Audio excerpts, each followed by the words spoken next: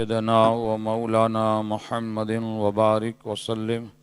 صلاة وسلاما عليك يا رسول الله وسلم عليك يا حبيب اللہ۔ کل کی مجلس میں آپ حضرات نے سماعت کیا تھا کہ کن لوگوں کو زکوٰۃ دینا جائز ہے اور کن لوگوں کو زکوٰۃ دینا ناجائز ہے۔ ظاہر سی بات ہے جو لوگ صحیح معنوں میں زکوٰۃ کے حقدار نہیں انہیں زکوٰۃ دینے سے زکوٰۃ ادا نہیں ہو سکتی، اور جو لوگ شرعی طور پر زکوٰۃ کے مستحقین ہیں، زکوٰۃ کے حقدار ہیں، انہی لوگوں کو اگر زکوٰۃ دی جائے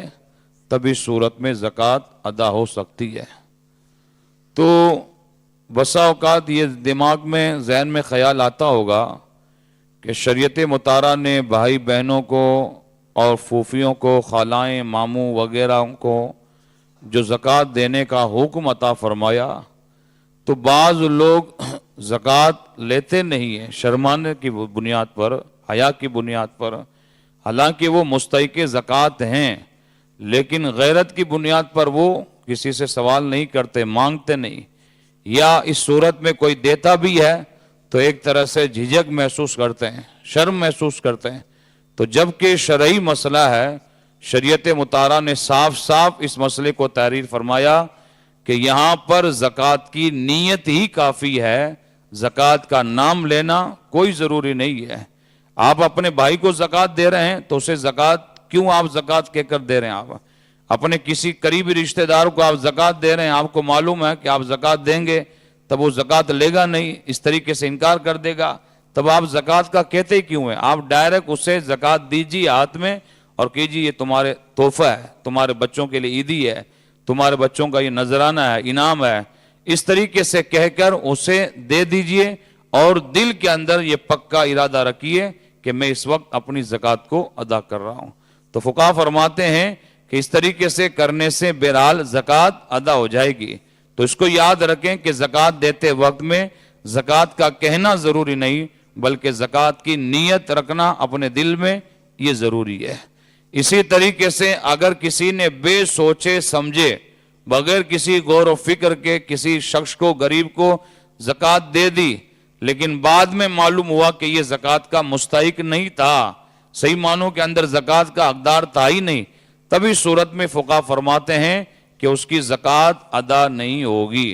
کیونکہ اس نے یہاں پر بے سوچے سمجھے کام کیا، بغیر غور و فکر کے کام کیا، اور بغیر تحری، بغیر غور، بغیر فکر کے اس طریقے سے کام کرنا اور زکوٰۃ ادا کرنا یہ درست نہیں ہے۔ اور اگر صحیح معنوں میں بغیر غور و فکر کی آپ نے زکوٰۃ نکالی، لیکن اگر وہ صحیح معنوں میں زکوٰۃ کا حقدار تھا تب تو آپ کی زکوٰۃ ادا ہو گئی، اور اگر وہ زکوٰۃ کا حقدار نہیں تھا تب اس صورت میں آپ کی زکوٰۃ ادا نہیں ہوگی۔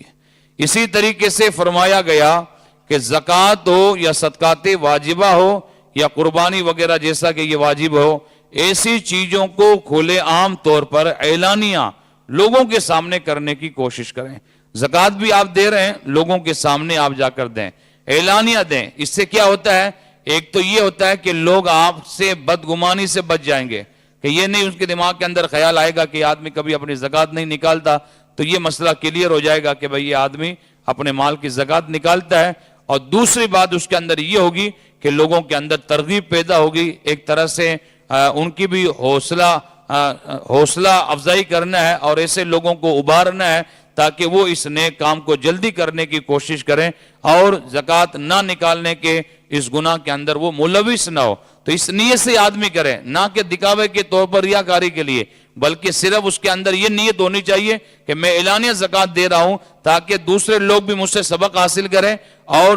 دوسری بات کہ بھئی لوگ میرے بارے کے اندر بدگمانی کرتے ہیں، وہ بدگمانی ان کے دل و دماغ سے بالکل نکل جائے۔ تو اس لیے اعلانیہ زکوٰۃ نکالنا یہ افضل ہے، اور صدقات جو نافلہ ہیں ان کو چھپ کر دینا، پوشیدہ طور پر دینا، یہ افضل ہے۔ اس لیے جو صدقات نافلہ، نفلی جو صدقہ ہم کرتے ہیں اس کو ہم کھلے عام طور پر نہ کریں، ہم اس کا دکھاوا نہ کریں، لوگوں کے سامنے اعلانیہ اس کو نہ دیں۔ چاہے آپ کسی طریقے سے کسی کی بھی آپ مدد کرتے ہیں، امدادی طور پر مدد کرتے ہیں، صدقات نافلہ دیتے ہیں، تب آپ اس کو موٹی بھیج کر اور موٹی بند کر کے آپ دیں، اور اس طریقے سے دیں تاکہ کسی کو علم بھی نہ ہو، کسی کو پتہ بھی نہ لگے۔ اسی لیے حدیث شریف ہے، اللہ کے پیارے حبیب صلی اللہ تعالی علیہ وسلم نے فرمایا کہ اپنے صدقات کو ایسے ادا کرو کہ سیدھے ہاتھ سے دو تو الٹے ہاتھ کو بھی معلوم نہیں ہونا چاہیے کہ سیدھے ہاتھ نے کیا دیا ہے۔ تو یہ صدقات نافلہ کا حکم ہے کہ نفلی صدقہ کریں تو وہاں چھپ کر دیں،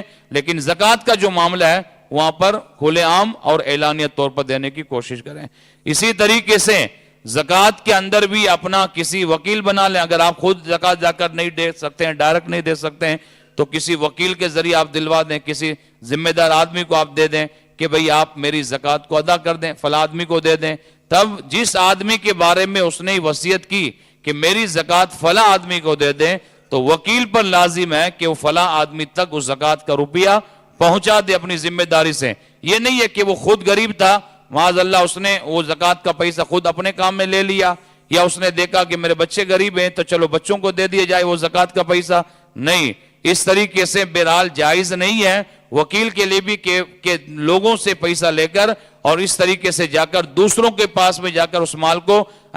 دے دے یا زکوٰۃ کا پیسہ دے دے، بلکہ جس شخص کے بارے میں اس نے کہا ہے کہ فلاں تک یہ پیسہ پہنچا دیا جائے تو انہی تک پہنچائی جائے۔ ہاں، دینے والے نے، زکوٰۃ دینے والے نے آپ کو اختیار دیا کہ آپ اس رقم کو، زکوٰۃ کی رقم ہے، آپ جہاں پر بھی مناسب سمجھیں وہاں پر جا کر خرچ کر دیں، اس کو دے دیں آپ جو بھی آپ کے نزدیک اچھا ہے، اور زکوٰۃ کے جو مستحقین ہیں، صحیح حقدار ہیں، ان تک میری زکوٰۃ کو آپ پہنچا دیں۔ تبھی صورت کے اندر شرعی طور پر اس کو اختیار حاصل ہوگا کہ اب وہ آدمی جس کو بھی مستحق زکوٰۃ سمجھے گا وہاں پر جا کر اس رقم کو دے دے گا، ادا کر دے گا، تو یہ جائز ہے۔ اسی طریقے سے زکوٰۃ لینے والے کے گھر پر کھانا کھانے کے تعلق سے بعض لوگ جھجک